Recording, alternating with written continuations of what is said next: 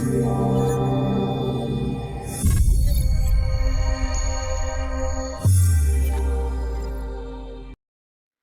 guys, welcome to the Paint with Lovejoy website. This is the place for first-time and beginners to get comfortable with the painting process. If you have never painted, I am definitely the teacher for you. I will give you permission to play, to create with your hands, and I do consider this adult kindergarten, where you get to make memories with yourself or with loved ones. And you will notice that creative time is something that you will reference for the rest of your life. I do encourage you to send me photos of your paintings. And when you're done with my YouTube videos, please check out my Paint Your Pet course for even more in-depth and kind of my signature class. It's a lot of fun. Before we get started, I want to say thank you for being you. And I also want to give you permission to play today.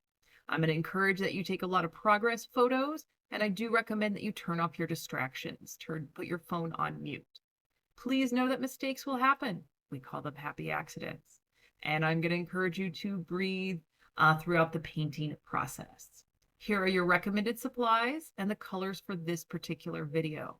This video also has a traceable, a line drawing at the beginning, and you can either purchase the traceable and transfer, or you can pause the video and draw it freehand, whichever you feel comfortable doing. Again, progress photos are important. And I'm going to encourage that you pause and play the video as much as you need and rewatch anything that you want. Now let's go ahead and get started painting.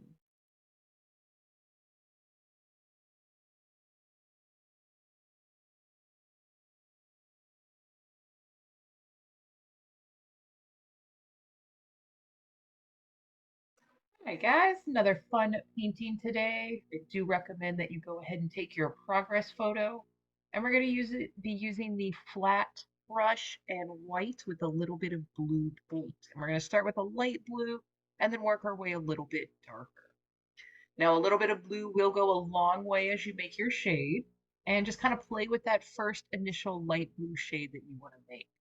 Then we're going to kind of start around the bell rock formation, around the edges of that traceable. And again, just working light from the bottom and then going darker as we reach the top of the canvas. If you are one of my beginner painters, please apply your paint a little bit thicker, especially if you can see the texture of the canvas. And for those of you that might overlap the traceable lines, completely okay.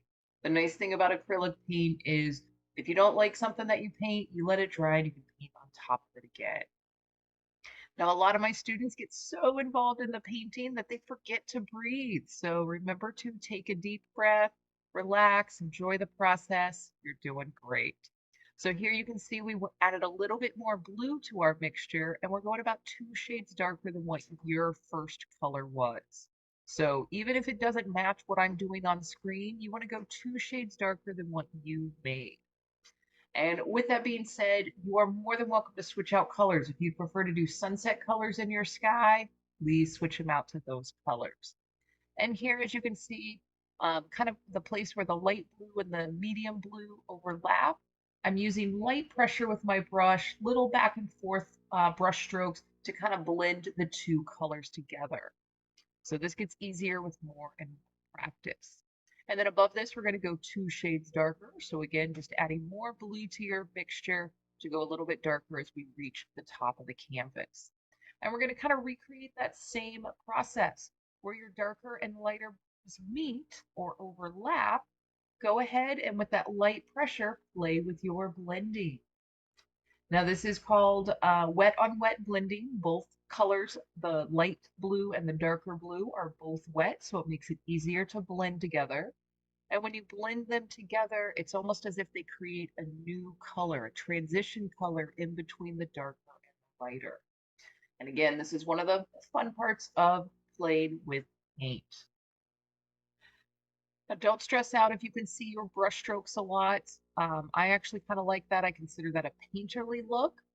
But if you want to kind of play with how much your brush strokes show up or how smooth your background can be, this is where you'll play with the pressure of your brush. More pressure creates more brushstroke movement and mark making. And the light pressure is going to keep a lighter, smoother finish. So kind of play with that as you kind of explore your painting process. Now I'm going one shade darker, and now I'm into the direct blue by itself. We're going pretty dark towards the top of the canvas. If you're already kind of at your direct blue, you can do blue and purple mixture, or you can even do a blue and red mixture, whatever you might want to make that darker color. Or if you feel like it, your whole background sky could be the same shade of blue. Like I said, this you do not have to follow the tutorial exactly. Just use this as a base guideline and have fun. Remember to breathe. You're doing a great job. I'm really proud of you for taking time out of your day to hang out and paint, and let alone just hang out with me for a little bit. So once you have your shades of blue or your color of choice in your background in your sky, go ahead and play with that. If you want to go back to where the two colors meet, play with that transition. If you want to go back to the lighter blue, anything you want to do to your sky, do it now while the paint is wet. All right, looking good. That's going to be another place for a progress photo. We're going to clean that brush really good. There we go. There's the progress photo. And we're going to move into the shades for the bell rock formation. And again, we're going to start with our light colors and work darker. So still with that medium flat brush, we're going to use that yellow, pull it aside, add a little bit of orange. We're going for just a bit warmer yellow than what came out of the tube or came out of your paint container. So as we do this series, I'm going to recommend that you pause the video as much as you want. You're going to pause the video and strengthen your power of observation, because I want you to just notice the place where I put these shapes and these colors and mimic that to the best of your ability. It does not have to be exact. You're literally just going in the general area that I'm placing them and observing the shapes. And as you strengthen your power of observation, you will notice that you'll be more observant in other areas of your life. So I do love that a lot of things that you do in painting actually translate over to good skills for life. And being an observant individual is never a bad thing. All right, so again, these are just little blobs, random abstract shapes. You're just going to be observing and placing them as close as possible on your canvas that you observe on the screen. It is okay to paint a little bit messy if you want. I almost even call it a little impressionistic style. So feel free to just get kind of sloppy. This is your escape from your world for a little bit. So now we're going to go in with a little bit more orange. If you did want to take that progress photo, go right ahead. But we're using the direct orange. Same thing. We're making these random abstract shapes. And all I want you to do is observe the placement and the shape that you see.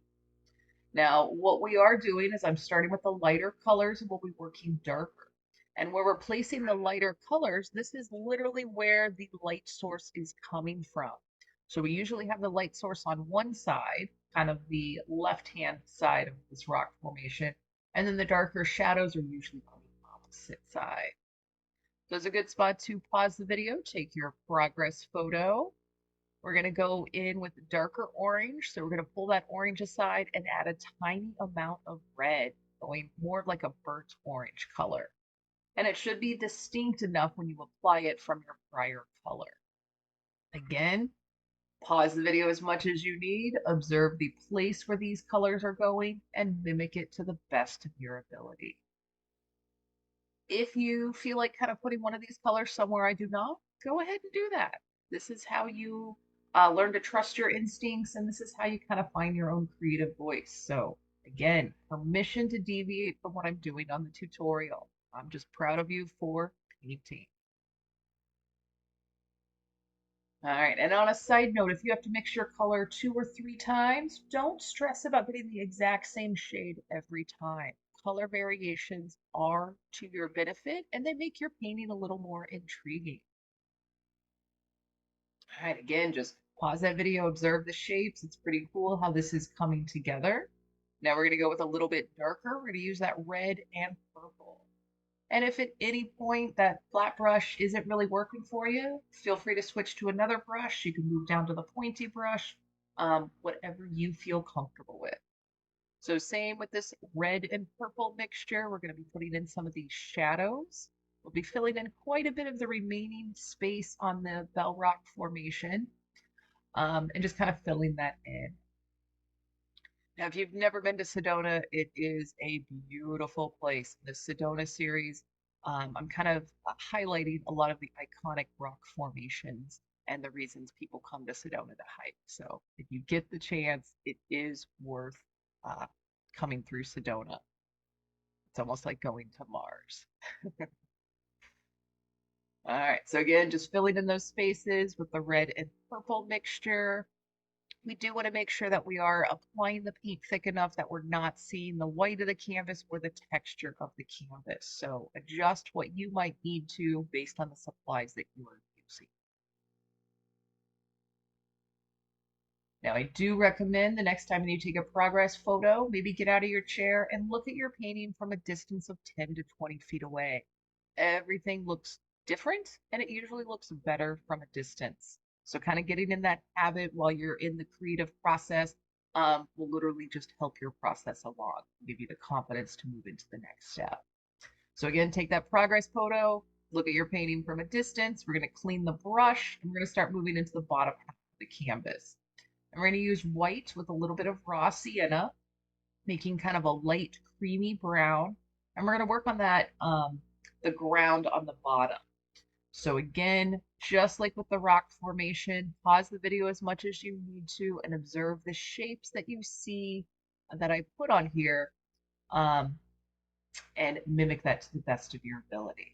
So again, we're starting with those light brown. We will be adding a little bit more raw sienna, going a little bit darker, but having fun with the process. Here we are with that raw sienna, and you could hear my cat Diego in the background.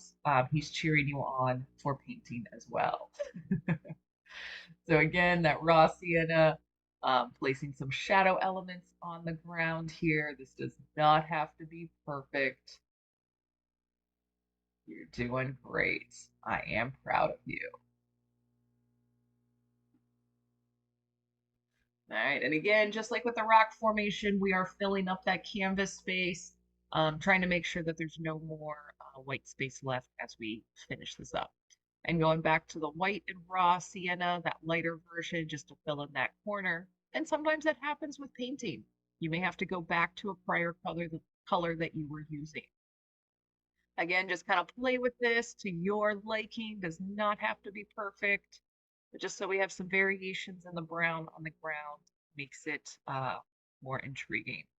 So another good spot to take your progress photo.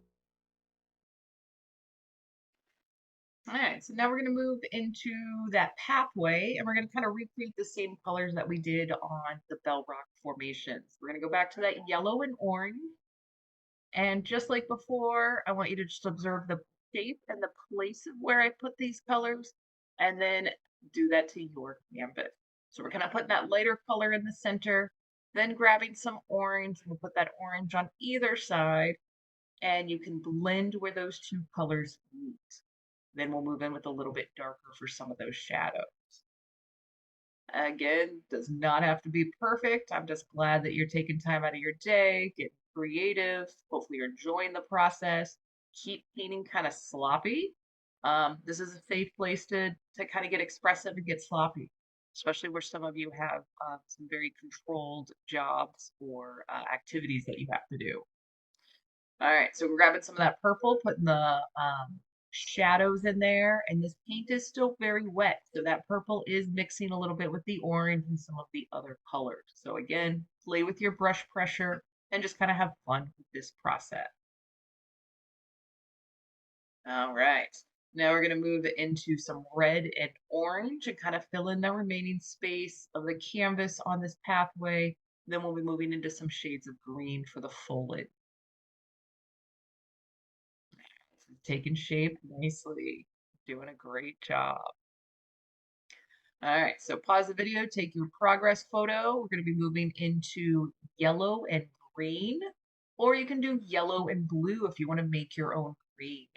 Your call. So here we're going, same thing. We're going to start with our lighter colors, kind of make these blobs and these abstract shapes, and then we'll go a little bit darker, a little bit darker, a little bit darker.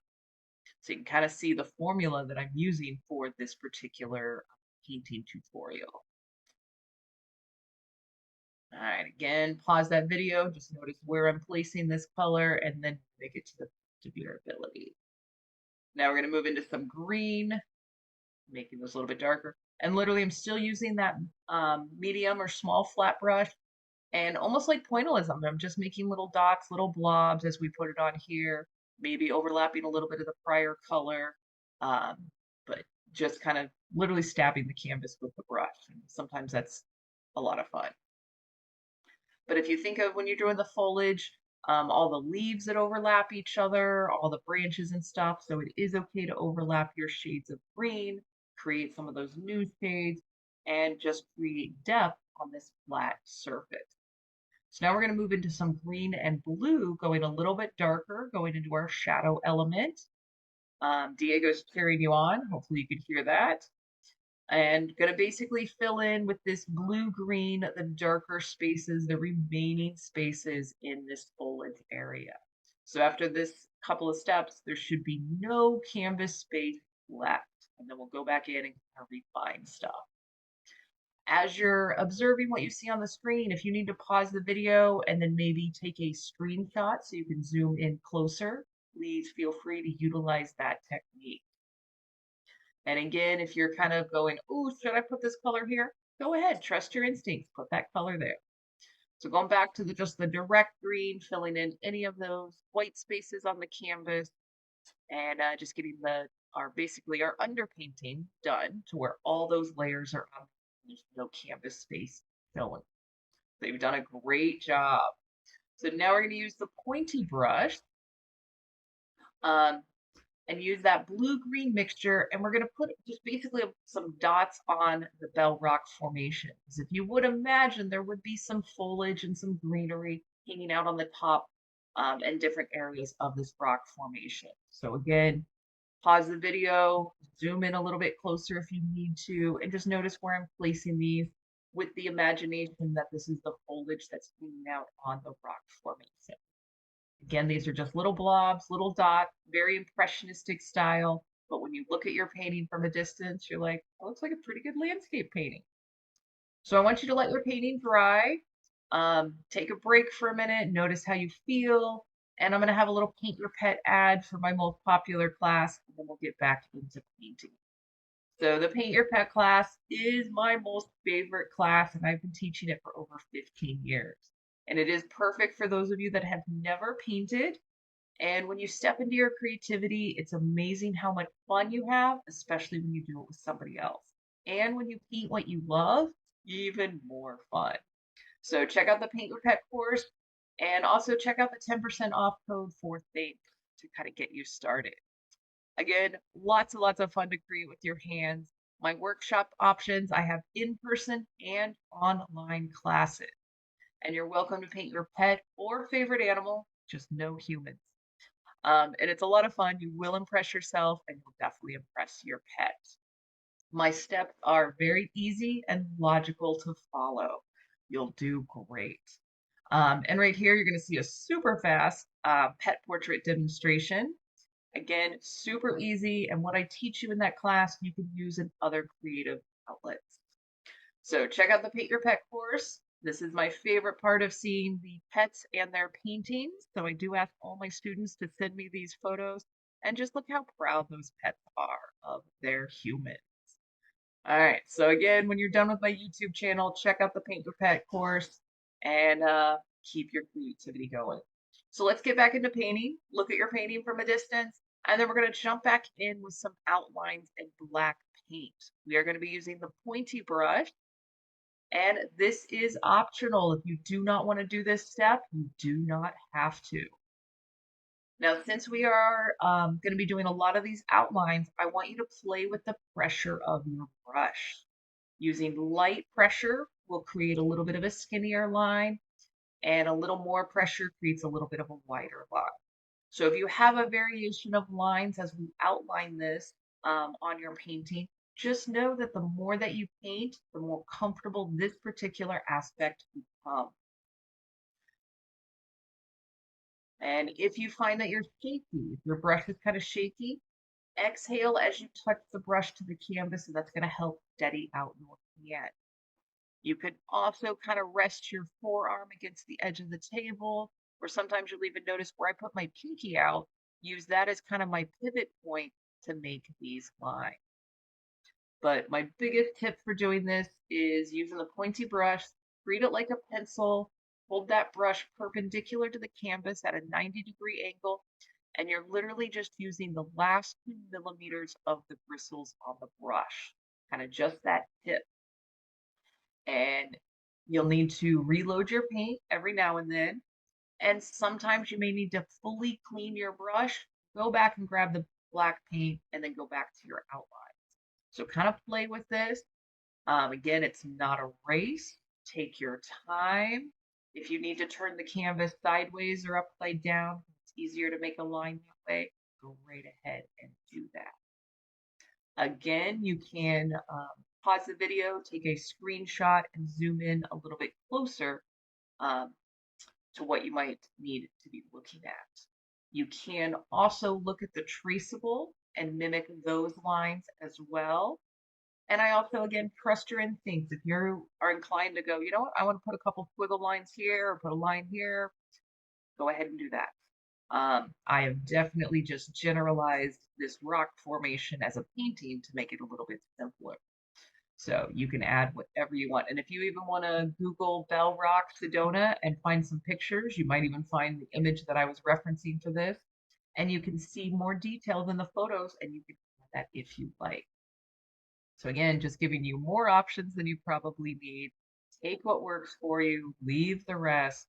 This is just your creative outlet away from the rest of the world for a little bit.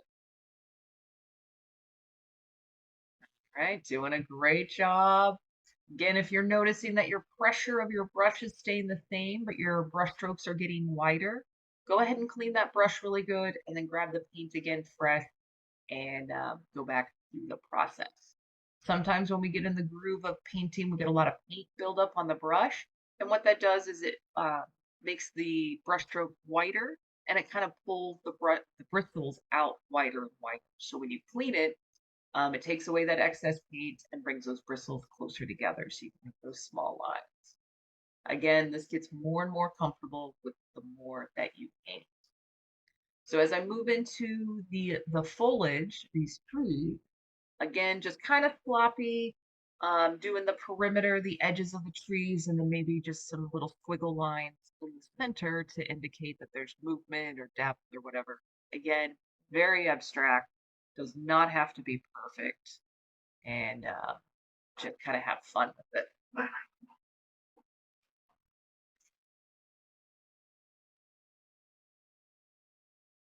All right, doing a great job. If for any reason you're really not liking the brush doing this, you can get a Sharpie marker. And I know they're making the brush tip Sharpie markers. And sometimes that's a little bit easier to control. So feel free to try different materials, make this mixed media, um, anything that you might need to do to just make your process a little bit more comfortable. So now as we move into the bottom part of the landscape, just edging out that path. If you want to go back and put more foliage in or anything extra, you can. We will do a few white highlights on the top of the mountain, and then that's going to be about it. All right, good spot to pause the video, take your progress photo. We're going to clean that pointy brush real good and move into white paint. And again, just putting a few highlights here. And we're going to be kind of putting them on the left-hand side. And again, this is indicating where the light source is coming from. So left-hand side of the rock formation, maybe a little bit of that path down there. And all I'm doing is just kind of making squiggle lines. Does not have to be perfect, but it's pretty cool, especially when you look at this from a distance, how much that white makes it pop and how much the outlines on your formation just kind of clean it up a little bit. All right, doing a great job. It's coming together nicely. Again, if there's anything extra that you want to add that I did not do, please feel free to do that. I'm so proud of you for painting today. Please do not wait too long to do your next painting. I do recommend trying to find a monthly, if not weekly, creative outlet. So take your final progress photo. Great job today. Thank you so much for painting and getting creative. I hope you feel a little bit better, and I look forward to seeing you next painting. Please send me your photos. You can tag me or email me, and then definitely check out the Paint Your Pet course when you are ready to kind of take it to the next level. Until next time, cheers.